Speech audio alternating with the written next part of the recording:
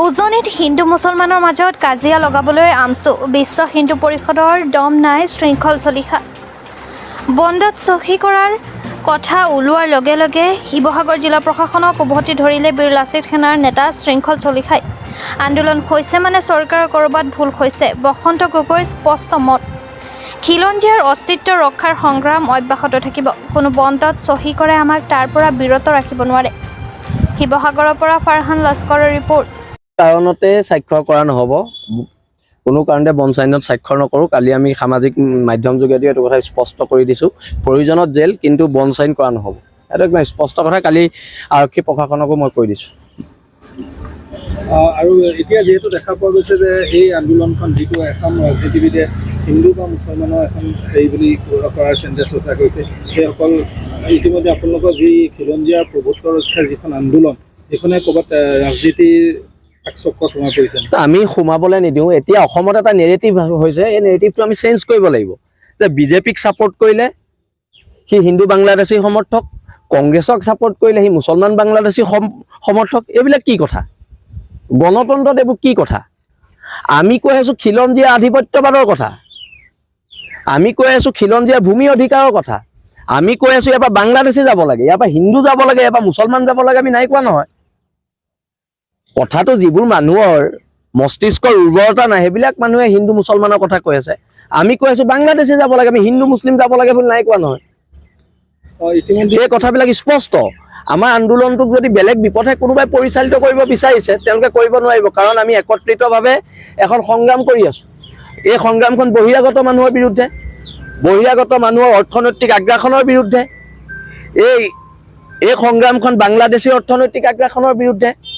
আজি আমাৰ মাটি বাৰী সকলো বাংলাদেশীয়ে দখল কৰিছে মাটি বাৰী সকলো বহিৰাগতই দখল কৰিছে এনেকেতো নহ'ব আমিতো কোৱা নাই যে ধিংকাণ্ডত দুখী কিজন মুছলমান বুলি আমি ধিংকাণ্ডত দুখী কিজন বাংলাদেশী বুলি কৈছো আমি কেতিয়াও কোৱা নাই যে ধিংকাণ্ডত দুখী কিজন মুছলমান আমি সেইটো কথা কোৱা নাই আমি কৈছো ধিংকাণ্ডত দুখী কিজন সন্দেহযুক্ত বাংলাদেশী হয় কথাবিলাক স্পষ্ট এতিয়া সেইদিনা হুজাইত এটা লম্পতে এজনী ছোৱালীক ধৰ্ষণ কৰিছে আমি কৈছো এজন হিন্দু হয় বুলি কোৱা নাই আমি কৈছো তেখেত বাংলাদেশী মূলৰ সন্দেহযুক্ত হিন্দু হয় কথাবোৰ ডাইভাৰ্ট কৰিব নালাগে আৰু উজনি অসমত কোনো আমচুৰ দম নাই কোনো বিশ্ব হিন্দু পৰিষদৰ দম নাই ইয়াত হিন্দু মুছলমানক কাজিয়া লগাবলৈ যেতিয়ালৈকে আমি আছো উজনি অসমত হিন্দু মুছলমানৰ মাজত কাজিয়া নহয় কোনো কাৰণত নহয় এইটো আমচুৱেও লগাব নোৱাৰে আৰু বজৰং দল কিবা দল সিহঁতিও লগাব নোৱাৰে সেইটো একদম স্পষ্ট কথা শিৱসাগৰতো অশান্তি পৰিৱেশ সৃষ্টি হোৱাই নাছিল উজনি অসমত ল এণ্ড অৰ্ডাৰ পৰিৱেশ ক'ত সৃষ্টি হৈছিল মানুহে আন্দোলন কৰিছে গণতান্ত্ৰিক প্ৰক্ৰিয়াৰে আৰু গণতান্ত্ৰিক প্ৰক্ৰিয়াৰে নিজৰ প্ৰতিবাদ যদি সাব্যস্ত এখন অসমত যদি কৰিব নোৱাৰে এখন ৰাজ্যত যদি কৰিব নোৱাৰে তেতিয়াহ'লে চৰকাৰখনে গণতান্ত্ৰিক পৰিপন্থী কাম কৰিছে আৰু চৰকাৰখনৰ এগেইনষ্টত কিছুমান কথা কোৱাৰ কাৰণে আজি চৰকাৰে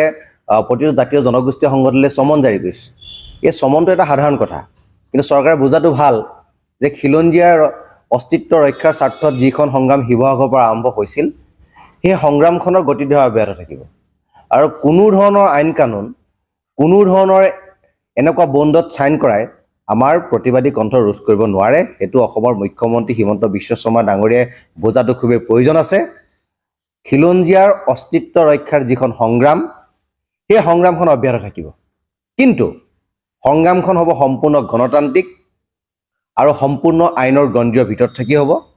কোনো ধৰণৰ ল এণ্ড অৰ্ডাৰ পৰিৱেশ সৃষ্টি নহয় হাজাৰ হাজাৰ লাখ লাখ প্ৰতিবাদকাৰী ৰাজপথলৈ ওলাই অহাৰ পাছতো কোনো ধৰণৰ ল এণ্ড অৰ্ডাৰ চিটুৱেশ্যন ক্ৰিয়েট উজনি অসমৰ ৰাইজে নকৰে সেইটো আমাৰ দৃঢ় বিশ্বাস আছে মই পুনৰবাৰ আপোনালোকক এটা কথা স্পষ্টভাৱে জনাই দিব বিচাৰিছোঁ যে কোনো ধৰণৰ এনেকুৱা বণ্ড চাইন কৰাই আমাৰ প্ৰতিবাদী কণ্ঠ ৰোধ কৰিব নোৱাৰে উজনি অসমৰ খিলঞ্জীয়াৰ অস্তিত্ব ৰক্ষাৰ যিখন সংগ্ৰাম সেই সংগ্ৰামখন অৱধাৰিতভাৱে চলিব আৰু জোৰদাৰভাৱে চলিব চৰকাৰেতো ধৰ্মীয় মেৰুকৰণ হ'লে ভালেই পায় অসমত যিমানেই ধৰ্মীয় মেৰুকৰণ হ'ব সিমানেই চৰকাৰ লাভান্বিত হ'ব গতিকে ৰাইজে বুজি পোৱাটো দৰকাৰ প্ৰতিবাদী জনতাই বুজি পোৱাটো দৰকাৰ যে যুদ্ধখন হ'ব লাগিব খিলঞ্জীয়া আৰু অখিলঞ্জীয়া ইয়াত যদি ধৰ্মীয় দৃষ্টিকোণেৰে কথা বতৰাবিলাক চোৱা যায় তেতিয়াহ'লে এখন সংগ্ৰামত আমি কেতিয়াও ছাকচেছ হ'ব নোৱাৰোঁ অসম আন্দোলনত যিদৰে 855 জন শ্বহীদ মৃত্যু হোৱাৰ পিছতো এই সংগ্ৰামখন ছাকচেছ নহ'ল। আজি তাৰিখতো বিদেশীভাৱেই থাকিলে। NRC উন্নীতকৰণৰ কাৰণে চৰকাৰে কাম কৰিলে, আজি NRC উন্নীতকৰণো নহ'ল, তাতো কেছ লাগিলে, মুনাফা লভি গুচি গ'ল।